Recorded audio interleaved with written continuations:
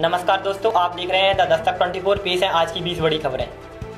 स्मृति ईरानी का वाड्रा पर तंज, सुर्खियों में है कांग्रेस के राष्ट्रीय दामाद।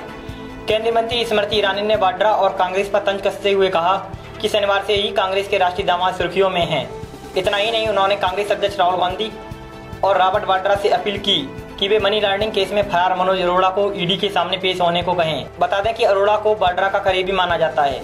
ईरानी ने कहा, बीते शनिवार का दिन कांग्रेस के राष्ट्रीय दामाद को देश की सुर्खियों का एक अंश बन चुका है। उन्होंने न्यूज रिपोर्ट्स का हवाला देते हुए कहा कि ईडी ने कोर्ट के सामने रॉबर्ट वाड्रा के निजी सहायक मनोज अरोड़ा के खिलाफ नॉन अवेलेबल वारंट प्राप्त करने का निवेदन किया है।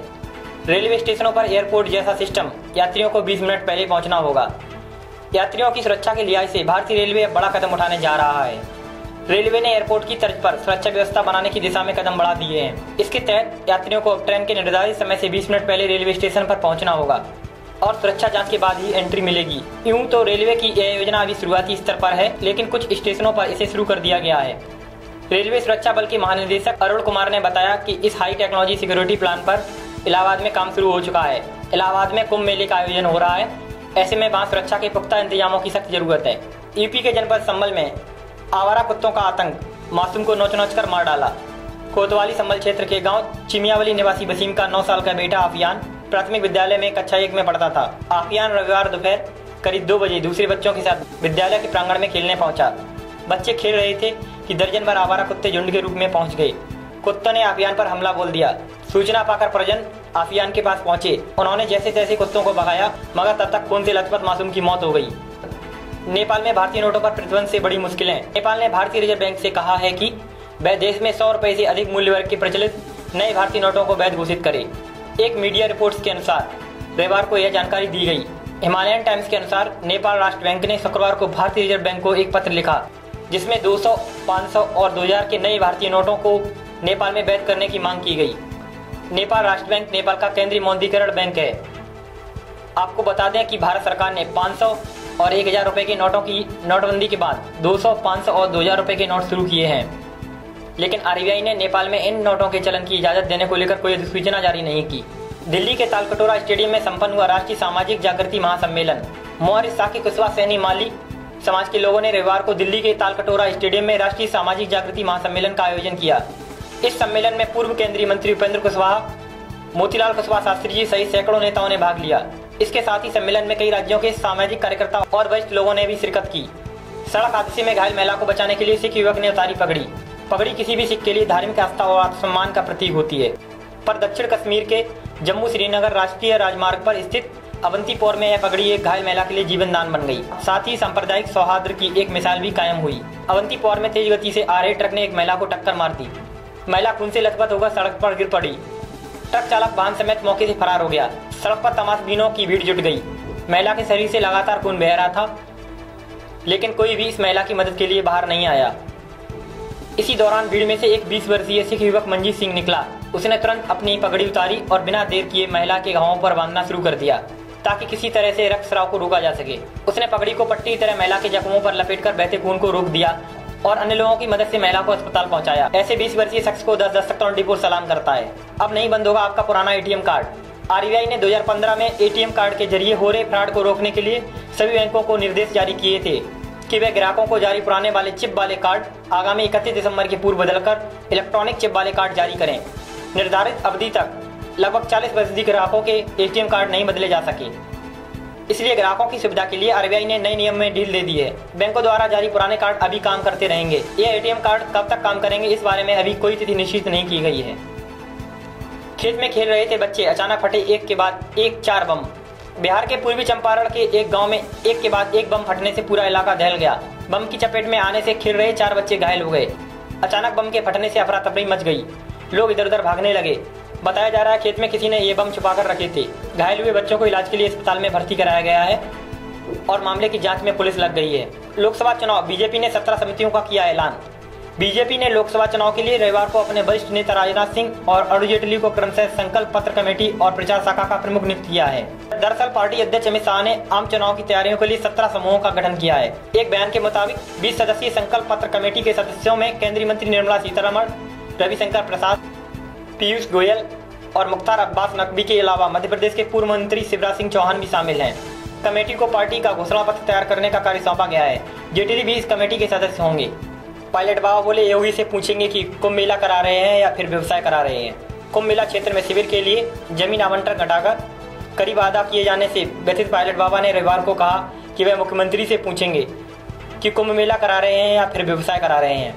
कुंभ नगरी के सेक्टर 14 में अपने शिविर में पायलट बाबा ने कहा, हम सन 1982 से कुंभ मेला में शिविर लगा रहे हैं और हमें 4 लाख वर्ग फुट से अधिक क्षेत्र मिलता रहा है। उन्होंने कहा, इस बार मेला का क्षेत्रफल बढ़ने के बावजूद हमारे शिविर के लिए भूमि आवंटन घटाकर आधा कर दिया गया है।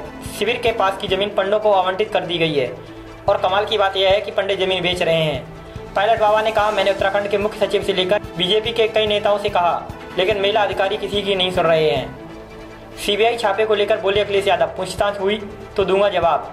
समाजवादी पार्टी अध्यक्ष और यूपी के पूर्व सीएम अखिलेश यादव ने अपने कार्यकाल में हुए कथित अवैध खनन मामले पर सीबीआई की कार्रवाई के बाद खुद से पूछताछ की आशंका के बारे में रविवार को कहा कि वे सीबीआई को जवाब देने के लिए तैयार हैं, मगर भाजपा याद रखे कि वह जिस संस्कृति को छोड़कर जा रही है, कल उसे भी उसका सामना करना पड़ेगा। यूपी के डिप्टी सीएम बोले, नकल कराते पकड़े जाने वालों को हुई सीधी जेल। उत्तर प्रदेश के उप मुख्यमंत्री दिनेश शर्मा ने कहा है कि परीक्षाओं में नकल कराने वाले पकड़े जाने पर सीधी जेल भेजे जाएंगे। उन्होंने कहा कि सरकार शिक्षा की शुचिता एवं नकलविहीन बनाए रखने के लिए कटिबद्ध है और अब शिक्षा में भ्रष्टाचार की कोई गुंजाइश नहीं रह जाएगी। दिल्ली एनसीआर में कड़ाके की ठंड, गाजियाबाद समेत वेस्ट यूपी के कई जिलों में स्कूल 12 जनवरी तक बंद रहेंगे। दिल्ली एनसीआर में कड़ाके की ठंड पड़ रही है। जम्मू कश्मीर, हिमाचल प्रदेश, उत्तराखंड में बर्फबारी और शीतलहर के कारण पूरे उत्तर भारत में भीषण ठंड पड़ रही है। शीतलहर का दौर जारी है तो वहीं रविवार को दिल्ली एनसीआर में रुक रुक कर बारिश हुई, जिसने ठंड और बढ़ा दी है। बढ़ी हुई ठंड और शीतलहर को देखते हुए गाजियाबाद के स्कूलों को 12 जनवरी तक बंद करने का आदेश जारी किया गया है। गाजियाबाद के अलावा पश्चिमी उत्तर प्रदेश के कई जिलों में भी स्कूल बंद करने के आदेश दिए गए हैं। सबसे बड़े लोकतंत्र के पास शास्त्री की मौत को लेकर कोई जानकारी नहीं। आगामी फिल्म द ताशकंद फाइल्स के निर्देशक विवेक ने कहा कि यह कितनी अजीब बात है कि दुनिया के सबसे बड़े लोकतंत्र भारत के पास दिवंगत प्रधानमंत्री लाल बहादुर शास्त्री की मौत के रहस्य को उजागर करने के लिए कोई दस्तावेज नहीं है। विवेक के मुताबिक उन्होंने इसको लेकर आरटीआई दायर की थी, लेकिन उन्हें निराशा मिली। हिमाचल प्रदेश में पहाड़ों ने ओढ़ी बर्फ की चादर।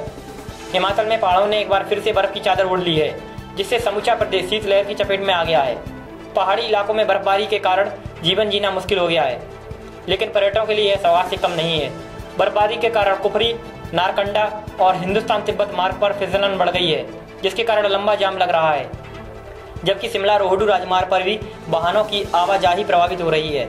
पर्यटन स्थल डलहौजी में इस सीजन का पहला हिमपात हुआ। बर्फबारी के कारण शिमला जिले का दुर्गम क्षेत्र डोडरा क्वार पूरी तरह से कट गया है। आज बढ़े तेल के दाम, पेट्रोल 68 रुपये 50 पैसे पर पहुंचा। पेट्रोल डीजल की कीमतों में लगातार कमी या स्थिरता के बाद आज मामूली बढ़ोतरी देखी गई। तेल कंपनियों ने पेट्रोल पर राष्ट्रीय राजधानी दिल्ली में 21 और डीजल पर 8 पैसे का इजाफा किया, जिसके बाद दिल्ली में पेट्रोल 68 रुपये 50 पैसे और डीजल 62 रुपये 24 पैसे की दर से बिक रहा है। कल 1 लीटर पेट्रोल की कीमत 68 रुपये 29 पैसे और डीजल की कीमत 62 रुपये 16 पैसे थी। घरेलू बाजार में तेल की कीमतों में गिरावट का प्रमुख कारण कच्चे तेल की कीमतों में वैश्विक बाजार में आई गिरावट है। देश में पेट्रोल और डीजल की कीमतों का निर्धारण अंतर्राष्ट्रीय बाजार में तेल की कीमतों के आधार पर होता है, क्योंकि भारत अपनी तेल की जरूरतों का करीब 80% आयात करता है। अफगानिस्तान में सोने की खदान धंसने से 30 व्यक्तियों की मौत। उत्तर पूर्व अफगानिस्तान में रविवार को सोने की एक खदान धंसने से कम 30 व्यक्तियों की मौत हो गई। यह जानकारी अधिकारियों ने दी है। बदख्शा प्रांत में कोहिस्तान जिले के गवर्नर मोहम्मद रुस्तम राही ने बताया कि जिले में हुई इस घटना में 7 व्यक्ति घायल हुए हैं। ग्रामीणों ने सोने की तलाश के लिए नदी तल में 60 मीटर गहरे गड्ढे की खुदाई की थी।